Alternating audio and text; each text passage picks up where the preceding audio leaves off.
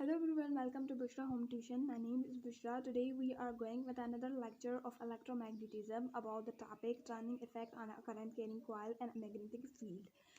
एक uniform magnetic field लेंगे जो एक्सटर्नल मैग्नेटिक फील्ड होगी, उसमें हम एक कॉइल रखेंगे जिसमें कोई भी करंट फ्लो कर रहा होगा आई। उसमें जब करंट फ्लो कर रहा होगा तो वो क्या करेगा, एक टर्निंग इफेक्ट को महसूस करेगा जिसको हम टार्क भी कह सकते हैं। उसके बारे में आज हम पढ़ेंगे। जब ये हमने दो मैग्नेट लिए हैं, एक दो मैग्नेट नहीं है बेसिकली ये क्या होता है, ये एक मैग्नेट होता है जो हार्ट शेप में होता है। वहाँ पे उसमें क्या होता है, ऐसे कर्व करके एक यू हार्ट शेप मैग्नेट बनाया जाता है। जब हार्ट शेप मैग्नेट होते हैं तो इस नॉर्थ और साउथ के बीच में एक क्या बन जाती है, एक मैग्नेटिक फील्ड क्रिएट हो जाती है।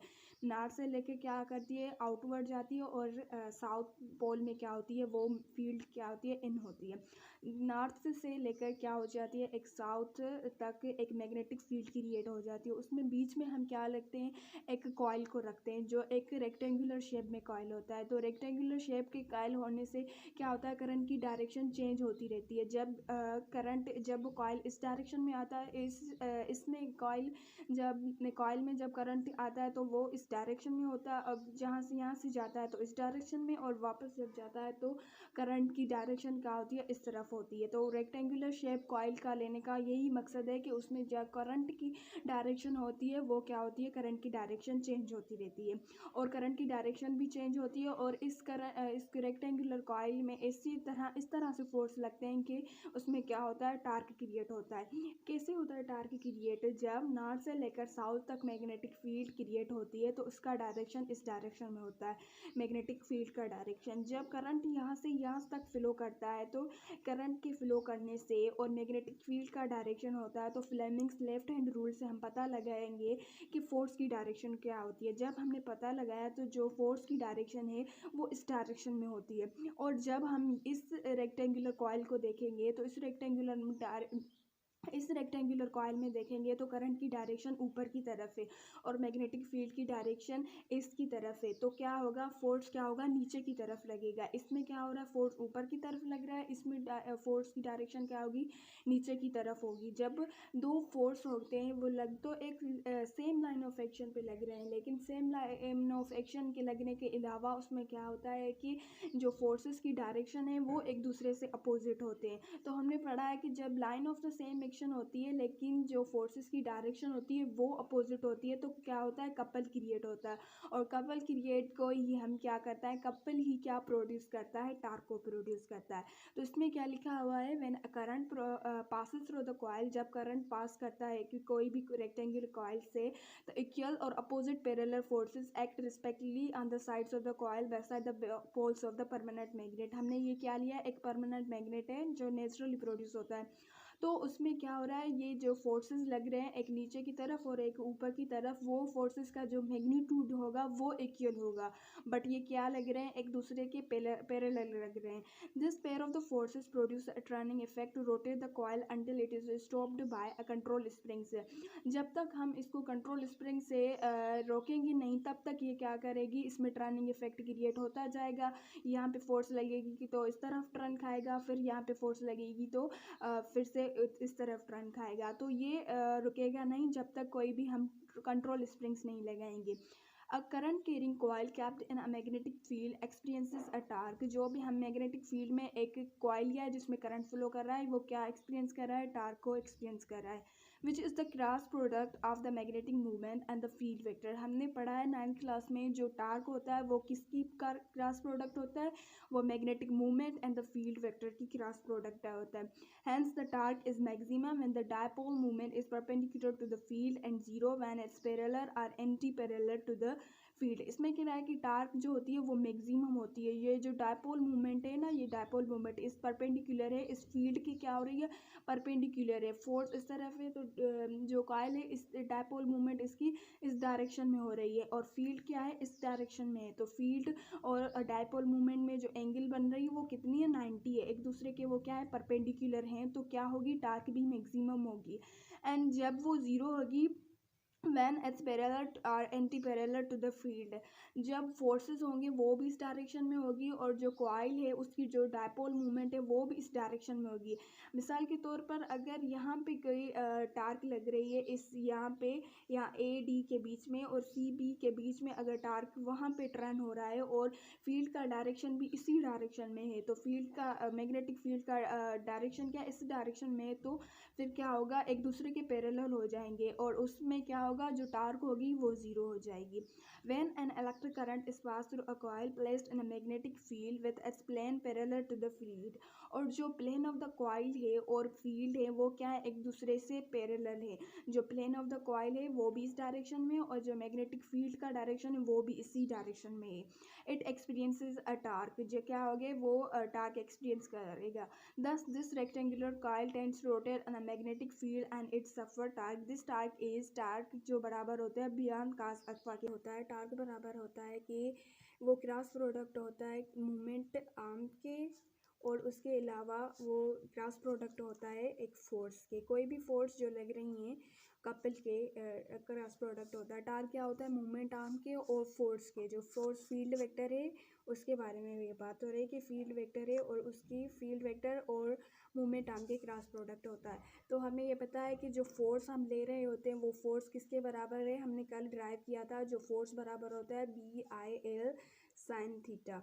जो बी होता है वो मैग्नेटिक फील्ड है, आई जो होता है वो करंट है, एल क्या होता है वो कॉइल की लेंथ होती है और साइन थीटा ये जो क्या होती है एंगल होती है बिटवीन किसके, एंगल होती है बिटवीन एरिया और प्लेन ऑफ जो मैग्नेटिक फील्ड और एरिया के बीच में। ये किसमें साइन थीटा जो होती है वो किसके बीच के एंगल होती है, एरिया और मैग्नेटिक फील्ड के बीच में एंगल होती है। जैसा कि हमने देखा होता है कि यहाँ पे एक जो मैग्नेट होते हैं ये यहाँ पे नॉर्थ होता है, यहाँ पे साउथ होता है। तो जो कॉइल होता है उस कॉइल की एरिया किस में होती है, इस डायरेक्शन में होती है। ऊपर की डायरेक्शन में क्या होती है, एरिया की डायरेक्शन होती है और मैग्नेटिक फील्ड के इस डायरेक्शन में होती है। तो परपेंडिकुलर हो रहे हैं, एरिया किस डायरेक्शन में, ऊपर की डायरेक्शन में, एरिया अपवर्ड डायरेक्शन में होती है और मैग्नेटिक फील्ड इस डायरेक्शन में होती है। तो वो एक दूसरे के क्या होते हैं, परपेंडिकुलर होते हैं। तो साइन थीटा हम परपेंडिकुलर के लिए ही यूज़ करते हैं। और उसके बाद में क्या है, क्रॉस प्रोडक्ट होती है और ये हो गया फोर्स और मूवमेंट आर्म क्या हो गया, विड्थ हो गई। विड्थ किसकी हो गई, विड्थ ऑफ द कॉइल की। कॉइल की जितनी विड्थ है यहाँ से लेकर यहाँ तक जितनी भी विड्थ है और उसको हम मल्टीप्लाई कर देंगे, क्रॉस प्रोडक्ट कर देंगे। ये आ गया मूवमेंट आर्म और ये आ गया फोर्स। उसको हम अगर कर रखेंगे तो BIL को हम रख सकते हैं विड्थ के साथ और साइन थीटा वैसा कि वैसे ही हम रखेंगे उसको। ओके, अब बनाएगा टाउ किसके बराबर हो जाएगा, BI लेंथ इंटू विड्थ। हमें पता है कि वो किसका फार्मूला है, एरिया का फार्मूला है। तो ये आ गया साइन थीटा। सो हमें पता है कि L इंटू विड्थ किसके बराबर होता है, एरिया के बराबर हो गया। तो ये आ गया हमें टार्क का एक फार्मूला। ये कब फार्मूला हम यूज़ करते हैं, जब क्या होता है, एंगल होती है बिटवीन एरिया और एरिया के बीच में और मैग्नेटिक फील्ड के बीच में हम ये एरिया फार्मूले को यूज़ करते हैं। ये फार्मूला हम तब भी यूज़ कर सकते हैं जब जो एंगल होती है प्लेन ऑफ कॉइल और मैग्नेटिक फोर्स के।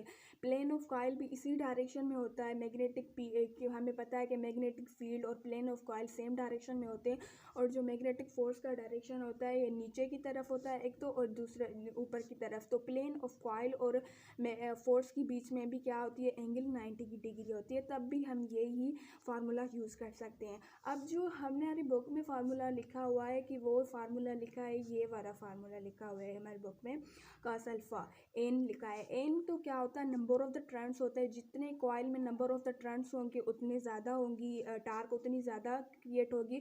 तो n तो हम तब भी यूज़ करते हैं। लेकिन ये जो cos अल्फा है तब का ये कहाँ से आया, तो पहले तो हम ये पढ़ेंगे तो साइन अगर 90 हो तो अगर BIA साइन अगर 90 हो तो साइन 90 किसके बराबर होती है, साइन 90 बराबर होती है 1 के।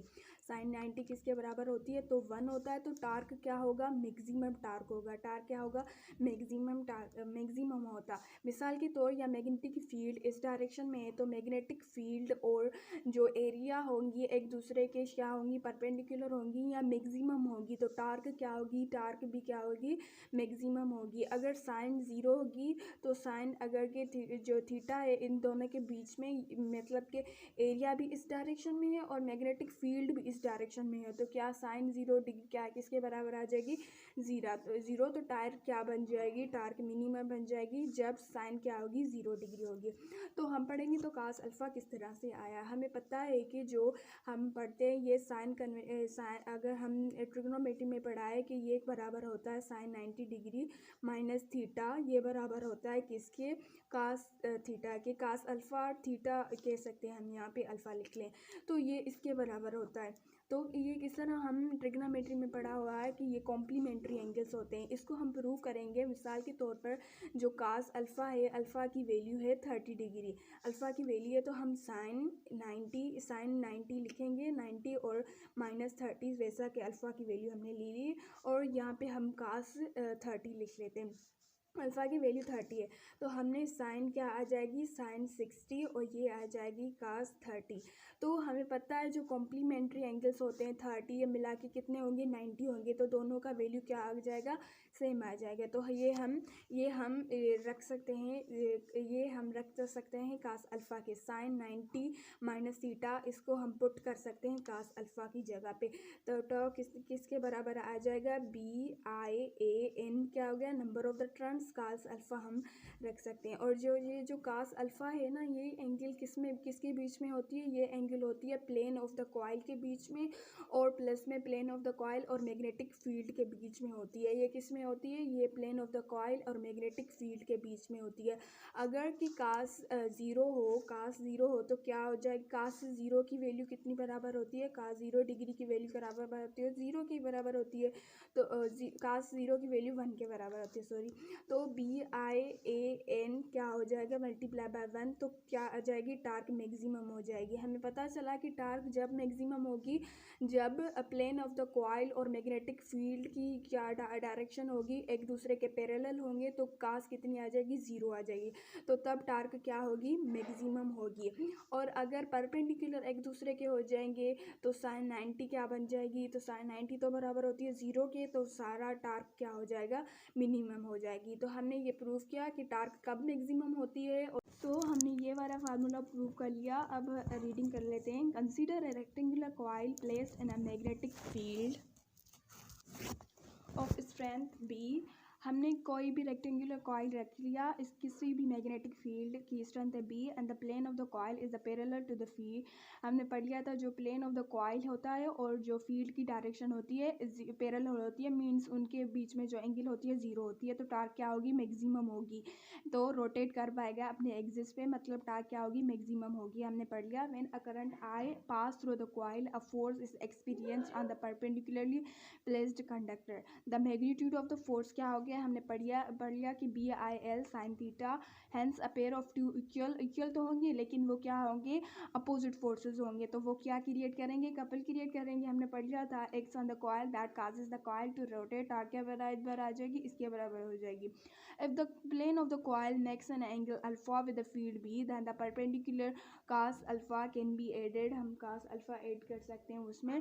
तो BIA cos अल्फा, ये हमने फार्मूला प्रूव कर लिया। तो ये फार्मूला कैसे आया? If the coil has n turns then, जब कॉइल होगी तो उसमें हम नंबर ऑफ द टर्न्स ज़्यादा बढ़ाएंगे तो टार्क क्या होगी? ज़्यादा होगी। तो ये हो गया कि हमने टार्क के ज़्यादा हमने पढ़ लिया कि ये फार्मूला किस तरह से आया है। ये हमने पढ़ लिया था कि इफ़ अल्फ़ा 0 होगी देन कास 0 कितने बराबर होती है? 1। तो टार्क क्या होगी? मैक्सिमम होगी।